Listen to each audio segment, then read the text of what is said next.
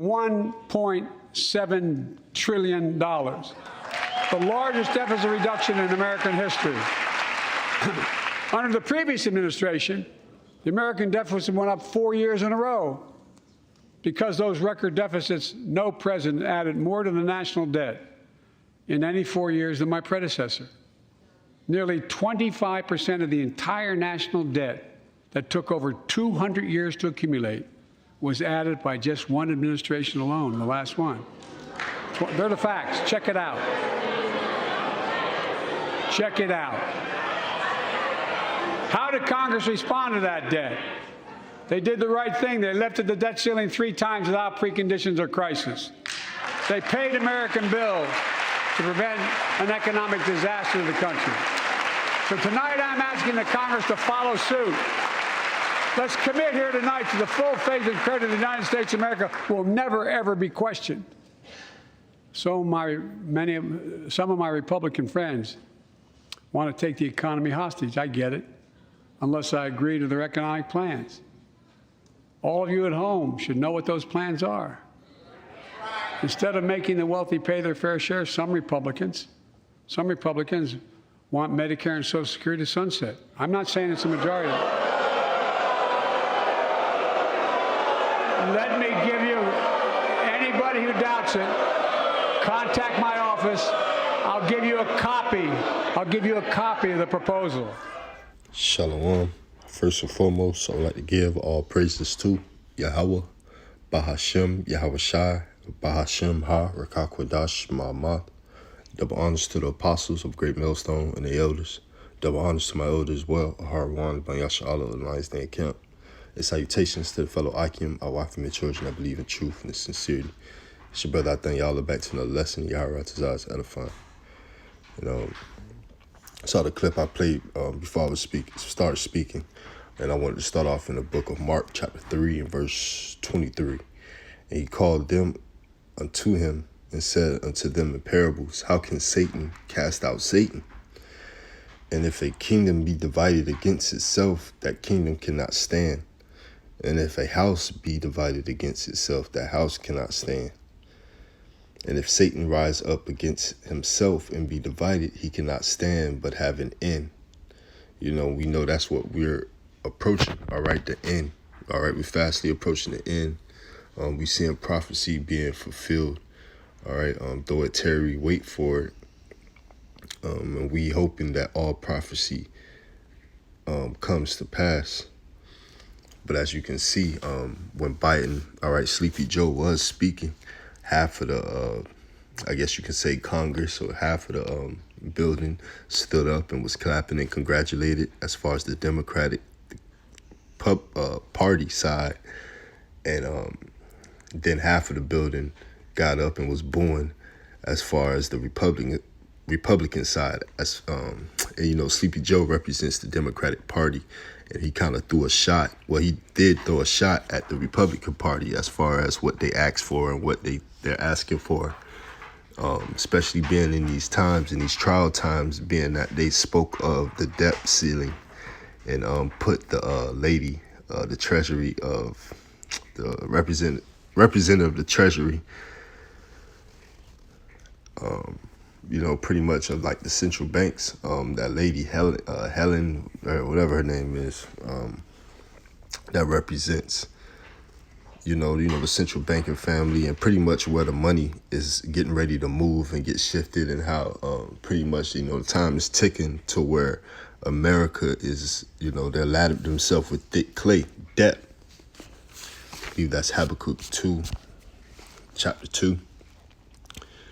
But as the scriptures say here in Mark 3, verse 23, Satan rise up against himself and be divided. He cannot stand but have an end. A house can't be divided against itself. When a house is divided, it ultimately has an end. It's gonna be, it's gonna come to desolation. It's gonna come to destruction. It's gonna come to naught. Because it's in the midst of confusion. And we know that what the Democratic Party, all right, the Republican Party is two wings of the same bird. It all representation of the ancient Roman Empire. You know, that's ultimately what they, you know, where they get that infrastructure from, and that's a part of the beast-like system. All right, and this is what modern day Rome, you know, the beast that was healed, being a America today, Babylon the Great, the revamped Roman Empire. So the kingdom can't be divided unless it have an end, and Satan is divided, as you see. You know.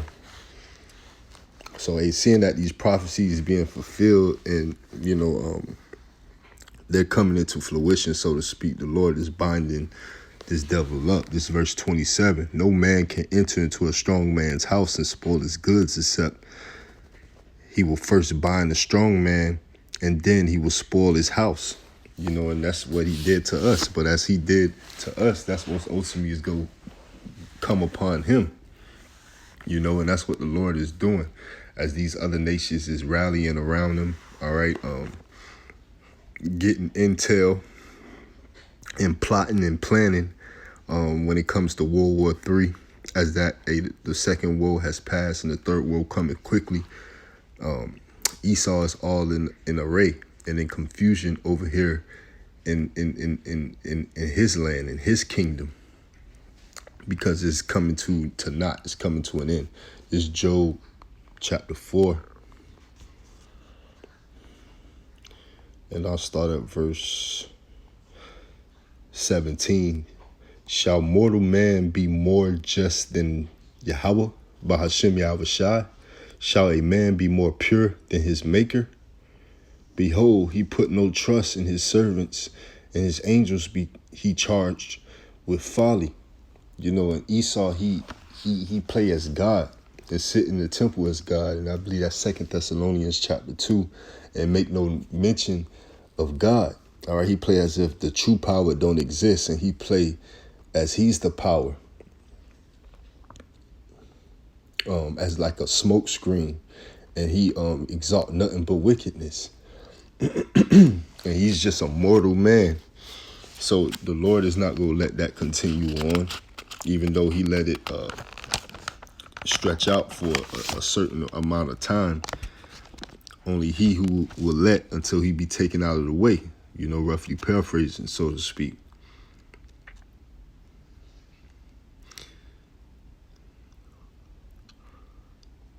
Verse 19. How much less in them that dwell in house of clay, whose foundation is in the dust, which are crushed before the moth. They are destroyed from morning to evening. They perish forever without any regarding it. And that's what Esau is going to do. He's going to perish forever like his own dung. Right, and this is Eliphaz basically being a demon, I believe.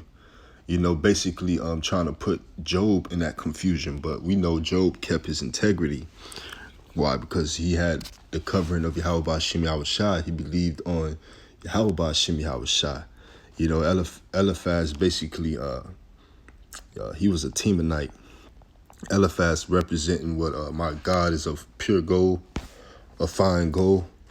One of the oldest sons of Esau, basically telling Job that he was like a sinner, you know, like how they play in the movies, like especially in those children movies, like the Disney movies. They'll show you like the angel on one side, on the right shoulder, and a little demon on the left shoulder, trying to persuade a fella. And that's what position Job was in, but Job kept his integrity. But Eliphaz, you know, being in the dust himself, just as Esau is today, he don't understand that he's in the dust. He's go be the one to swallow his own medicine that he put forth, because he's not innocent. In this verse 19, how much less in them that dwell in house of clay, because Esau dwell in the house of clay. He's built the house with other men's money, whose foundation is in the dust, which are crushed before the moth, They are destroyed from morning to evening. They perish forever without any regard in it. Doth not their excellency, which is in them, go away? They die even without wisdom, right? They die even without wisdom. Wasted away is he, because he was set up to ultimately go into perdition, the true son of perdition, being Esau, Edom, and those of his descendants. Also in Job, roughly paraphrasing, if he's multiplied, it's for the sword. So even his descendants, according to Isaiah 14:21, prepare slaughter for his children for the iniquity of their fathers. I want to jump from there to Job 15.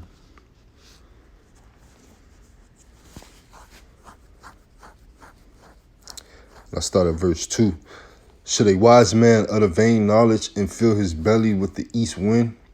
Should he reason with unprofitable talk, or with speeches wherewith he can do no good? Right, he can't do no good. All the speeches about, which he wasn't wrong, but it doesn't profit anything, which he wasn't wrong as far as how all this debt having accumulated off just one presidency. But they was just booing. They started booing him off that, which is true. But the people don't want to hear no excuses. But again, Esau has lathered himself with thick clay. All right, the Lord has put him on this. He's making him a gazing stock. The scriptures say, Book of Nahum. And this is Job 15:4. Yeah, thou castest off fear and restraineth prayer before Yahweh by Hashem Yahushai, but claim the trust in God. But again, their God is a fine gold, being of Eliphaz, of Esau, Edom. Their God is the God of this world. For thy mouth uttereth gold, oil, and dollars. For thy mouth uttereth thine iniquity, and thou choosest thy tongue of the crafty. Thy own mouth condemneth thee, and not I. Yeah, thy own lips testify against thee, right? I believe that's in, it says that their own tongue shall fall upon themselves. And that's what is going to do, even though the Lord is condemning them. They're even go condemn themselves, and the Lord go bring that righteous indignation, that righteous judgment. Because Esau is just a man. He's just a natural man in the carnal sense, as far as like being a brute beast.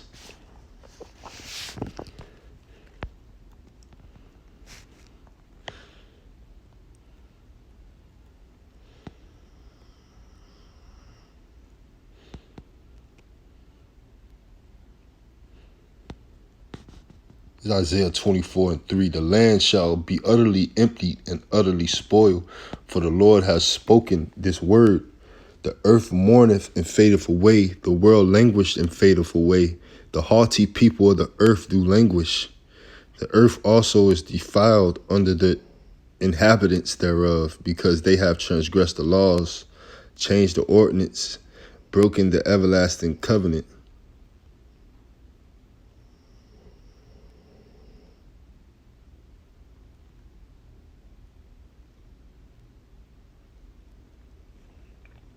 Salaki, that's not what I want. This is Isaiah 30:3. That was probably a good one too. Therefore shall the strength of Pharaoh be your shame, and the trust in the shadow of Egypt your confusion. And those of our people, all right, 2/3 of our people, the so-called Negroes, Latinos, and Native Americans, who trust in this new modern day Egypt, because this is referred to as Egypt as well, just as Rome. All right, the modern day Rome.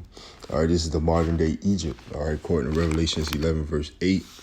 And those who trust in Pharaoh, like the presidency, and get caught up in the confusion of this place, like the shit show, and really believe in the Democrats and the Republicans, or I'm a conservative, and all this stuff like that. And don't understand that it's two wings of the same bird. All right, ultimately this place is going to be destroyed. And if you don't believe in Yahweh Bashem Yahweh Shai, or if you're not of the 12 tribes of Israel, being of the so-called Negroes, Latinos, and Native Americans, and the speckled bird, those who look like the other nations but bear the same spirit as such, all right, you're in for a rude awakening.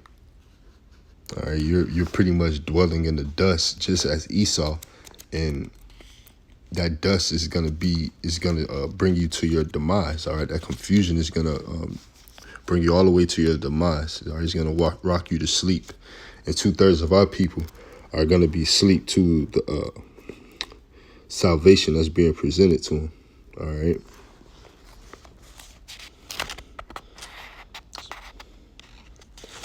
But I end off with Jeremiah chapter 20 and verse 10. I heard the defaming of many, fear on every side. Report, say they, and we will report it. All my familiars watch for my halting, saying, peradventure he will be enticed, and we shall prevail against him, and we shall take our revenge on him. But the Lord is with me as a mighty terrible one. Therefore my persecutors shall stumble, and they shall not prevail. Right? You know, just as the devil didn't prevail when it came to Job. Not only that, the Lord had a hedge around him. All right, and he not only that he kept his integrity. All right, the Lord had a hedge around him, man. He had a protection around him. All right, to where the devil, he didn't allow the devil to get a hold of him. All right, he didn't get caught up in the confusion. All right, so this is Jeremiah here speaking in Jeremiah 20 and 10. And I start from the top. For I heard the defaming of many, fear on every side. Reporting, say they, and we will report it. All my familiars watch for my halting, saying, peradventure he will be enticed, and we shall prevail against him, and we shall take our revenge on him. But the Lord is with me as a mighty terrible one. Therefore my persecutors shall stumble, and they shall not prevail. They shall be greatly ashamed, for they shall not prosper. Their everlasting confusion shall never be forgotten. Right? You know, and how, just like it say, Esau's going to be like a dream. You know, they're going to be a dream, and they're going to be celebrated. Their destruction is going to be celebrated in the kingdom. Ultimately, and the great work that the Lord did of bringing Israel yet back again out of captivity. You know, and clearing this place up from his dust, you know, is confusion, and that's why the Lord is gonna sweep it, with the besom of destruction, you know, those ICBM missiles, for Shalom, Mahabatha, and DTA. You know, this house divided, and it can't stand. To the next one.